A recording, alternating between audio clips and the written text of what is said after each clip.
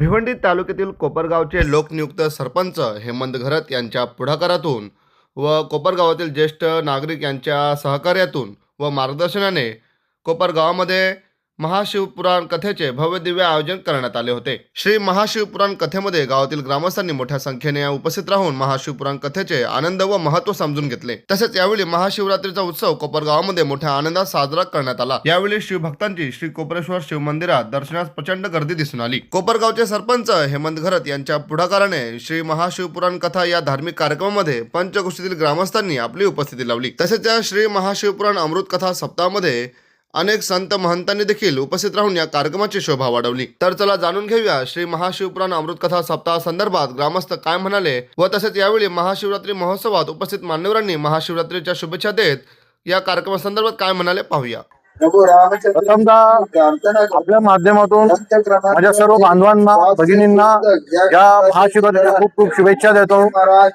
शास्त्रीजी यांच्या शुभ हस्ते होणार आहे। तर 4 वर्ष झाली आज या उत्सवाला आणि असाच उत्साह हा एकदम आनंदाने आणि प्रेमाने भरलेला असतो।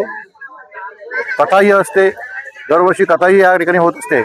हेमंत घरत असतील, ग्रामपंचायत बॉडी असेल, सर्व ग्रामस्थ असतील, या सगळ्यांच्या एकोप्याने हा आजचा उत्सवाचा कार्यक्रम या ठिकाणी यांचा पार पडत असतो।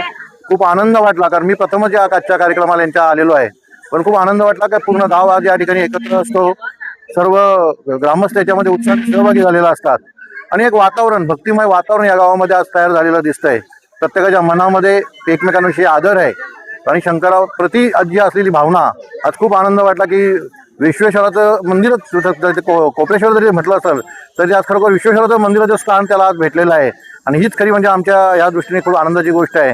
तर ज्या पद्धतीने काशी विश्वेश्वराच्या दर्शनाला ज्या पद्धतीने रांगा लागलेल्या असतात, आजच्या ह्याच रांगा आज बघितलं की असं वाटतं की खरोखर काशी विश्वेश्वरा ज्या कोपरेश्वर निमित्ताने या ठिकाणी कोपरगावामध्ये आज विराजमान झालेले आहेत आणि या निमित्ताने आजचा हा सर्व कार्यक्रम या ठिकाणी व्यवस्थित पार पाडला जात आहे।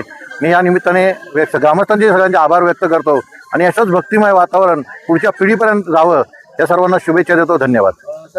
हेमंत घरत हे कट्टर हिंदुत्वाचा चेहरा आहे। ज्यावेळेला धर्माचा कार्यक्रम असतील त्यावेळेला हेमंत घरत हे नेहमीच पुढाकार घेतलेला असतो। अग्रेसर भूमिका त्यांची नेहमीच असते आणि हेमंत घरतांच्या डोक्यात बरोबर बसलेलं आहे की आपण धर्म टिकवला, आपण धर्म ठेवला तर आपल्या पुढच्या पिढीला धर्म जर ठेवता येईल। आपणच मंदिरात जर कधी गेलो नाही तर आपली पुढची मुलं काय पुढे मंदिरात जातील। त्या अनुषंगाने हेमंत घरत खरोखर हिंदुत्ववादी आहेत, पूर्ण धार्मिक विचारांचं आहेत। धर्म टिकवायचं कसं ते हेमंत घरत काय यांच्याकडे शिकण्यासारखं आहे आणि ग्रामस्थांची त्यांना पूर्णपणे एकदम साथ आहे। त्यामुळे हेमंत घरत हे एकदम हिंदुत्ववादी विचारांचे असल्यामुळे, हिंदुत्व विचारसरणीचे असल्यामुळे आपला धर्म, आपला राष्ट्र, आपली संस्कृती याची जपणूक करणारे हेमंत घरत, त्याच्यामुळे त्या अनुषंगाने ते कार्यक्रम व्यवस्थित पार पडत असतात।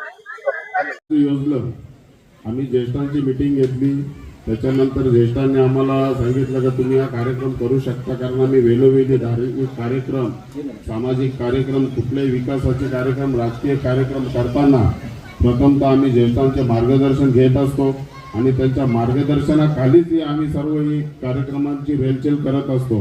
कारण ज्येष्ठांचा आशीर्वाद आणि हरिभक्त पारायण मंडळींचा, जे आध्यात्मिक मंडळामध्ये, जी वारकरी संप्रदायामध्ये असलेली मंडळी, यांचा एकदा आम्हाला होकार आला, आशीर्वाद आला तर आम्हाला या अशा मोठ्या कार्यक्रमामध्ये महाराज कुठल्याच प्रकारची कमतरता येत नाही आणि अडचणी येत नाही। फक्त थकतो तो शरीर। आता 10 दिवस आम्ही धावपळ करता करता महाराज आमचं शरीर थकलेलं होतं, पण आज शरीर हलकं झालं आणि कथेची सांगता करता करता अंतकरण जड झालेलं आहे आणि तुमचंही तसंच अंतकरण जड झालेलं आहे। कारण तुमचा चेहरा मी कधीपासून बघत होतो।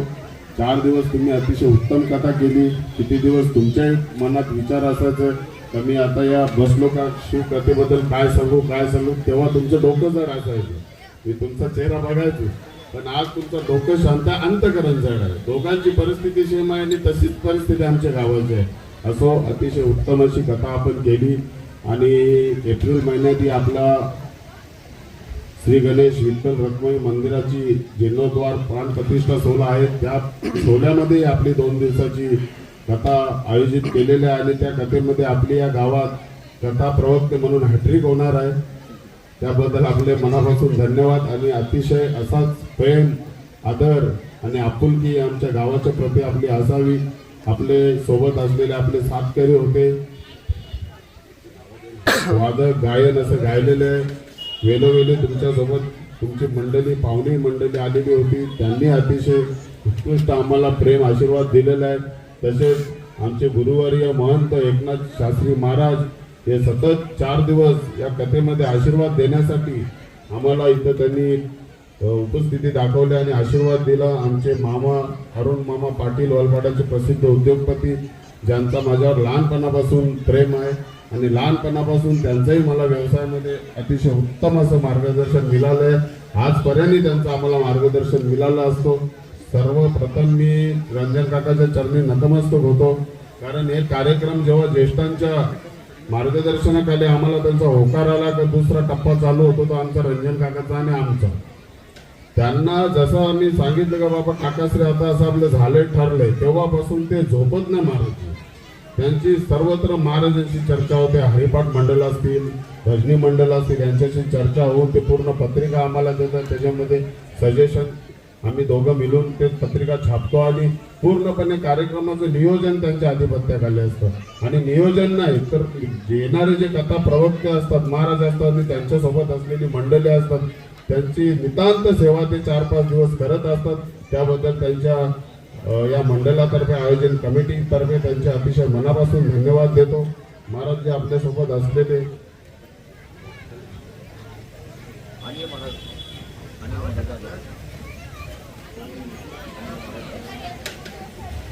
गंधर्व गायन विजय शिंदे, परशुराम महाराजजी, अनिल महाराजजी, आपण अशी उत्तुंग अशी सेवा इथं दिली. आपली मनापासून धन्यवाद. आणि आमच्या गावातील ज्येष्ठांच्या वतीने आपला यथोचित मान सन्मान आणि सत्कार इथं आम्ही करतो. गावातील सर्व आपण 12 ते 3 असे 11 दिवस ह्याच गावात आपण ठेवूया पुढच्या वर्षाच्या महाशिवरात्रीला. आणि माझं योगदान सुद्धा असणार सरपंच 11 दिवसाचं संपूर्ण. कारण शिव महापुराण ऐकणं आणि ते अंतरी उतरवणं याच्यात फरक आहे. कारण आपण हा जो बाहेरी संसार जो बघत आहे तो एक भूल आहे. कारण जे दिसतंय तसं नसतंय. म्हणून शिव महापुराण असो, अध्यात्मक असो, हे अंतरी उतरलं पाहिजे. आपल्या अंतरचा भाव जागृत झाला पाहिजे, तर आपल्याला अध्यात्म आणि धर्म कळेल.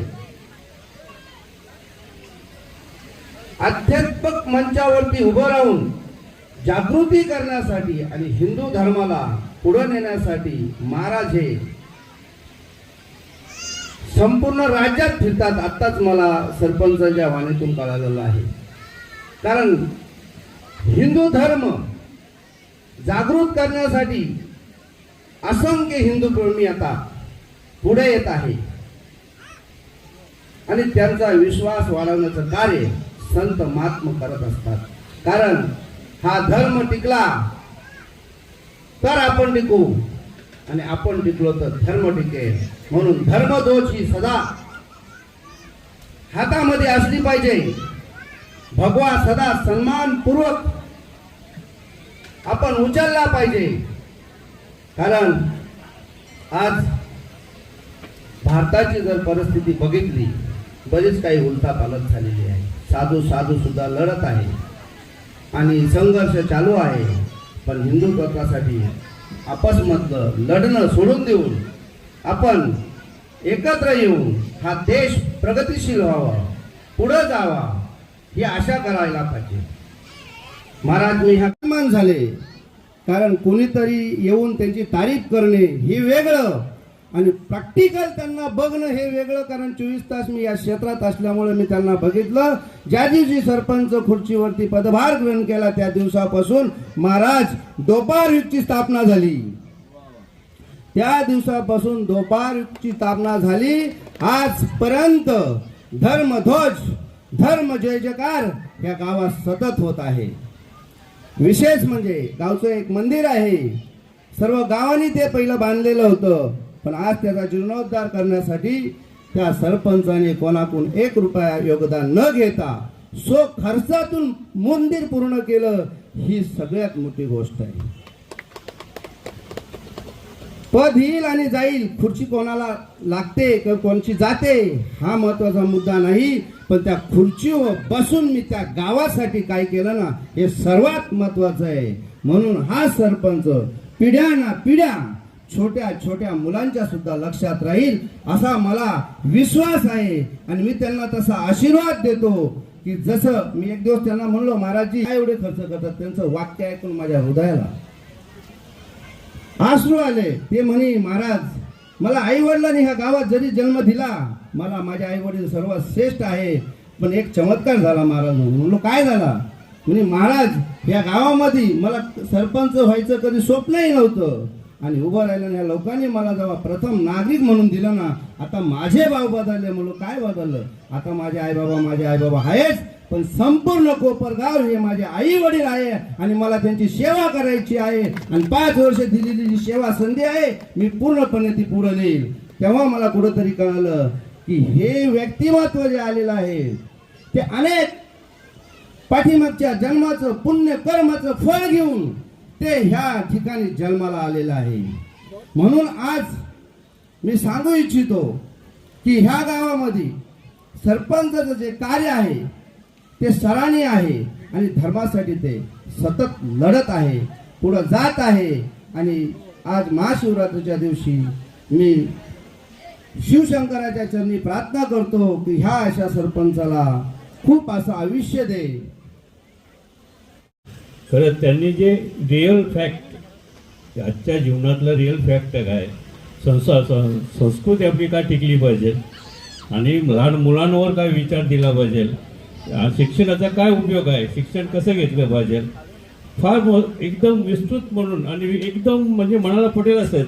कारण मी बरंच लहानपणापासून ऐकत आलो, पण यांचं जे कथन ऐकलं खरंच जीवाला असं भिडलं गेलं की त्यांनी जी संस्कृतीविषयी बोलले किंवा जे आरोग्याविषयी बोलले किंवा ज्या विचारांचे देणं घेणं की आपली कुठे संस्कृती चाललेली आहे, कुठं टिकली पाहिजे, लोक कशी वागतात आणि कसे वागले पाहिजे, असे त्यांनी जे काय अनुभव सांगितले किंवा ज्या कथा सांगितल्या खरंच वाखाणण्यासारखं होतं. त्यांचं जेवढं कौतुक करावं तेवढं थोडंच आहे. तिथंच थांबतो.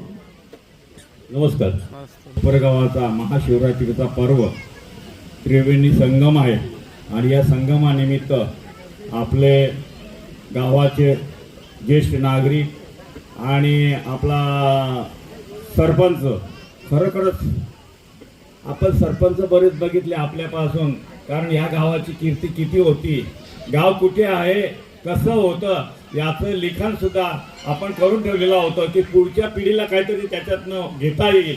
असं असेन मी नसेन मी कार्यामधून दिसेन मी, असं मी एक पुस्तक लिहिलं होतं आणि गेल्या वेळेला ते प्रकाशित केलं. आणि खरोखरच असेन मी नसेन मी कार्यामधून दिसेन मी, तर खरोखरच आजचे जे सरपंच आहे हे कार्यामधून दिसतात. आपण पैशाने रूपाने किंवा काही याच्याने कार्यामधून दिसतात आणि त्यांनी ते कार्य केलेलं आहे, टिकवलेलं आहे. आजपर्यंत ते धावपळ करत आहे, त्यांच्यासाठी नाही गावासाठी. गावासाठी कोणी पण करतो, पण गावासाठी करणारा असे सरपंच आता प्रथमच लाभले. आणि त्यामुळे खरोखरच आजच्या आपल्या गावामध्ये हे संस्कार कसे द्यावेत हे महाराजांनी सांगितलं. हे लहानपणापासून आपण पिक्चरला लहान मुलांना घेऊन जातो, परंतु इथे काय याच्या पर्वामध्ये कोणी मुलांना घेऊन येत नाही. त्याला कारण आपले संस्कार तसे नाही आहेत, म्हणून ते संस्कार पडावे म्हणून लहान मुलांना सुद्धा आस्ते आस्ते इथे आणलं पाहिजे. आई बापाची सेवा कशी करावी हे या त्याच्यात शिकवणार आहेत. आणि अशा पर्व असे आपल्याला महाराज लाभले, खरोखरच अत्यंत अमृत पाजणारे. आणि हा अमृताचा ठेवा आम्हाला दिल्याबद्दल खरोखरच धन्यवाद आहोत.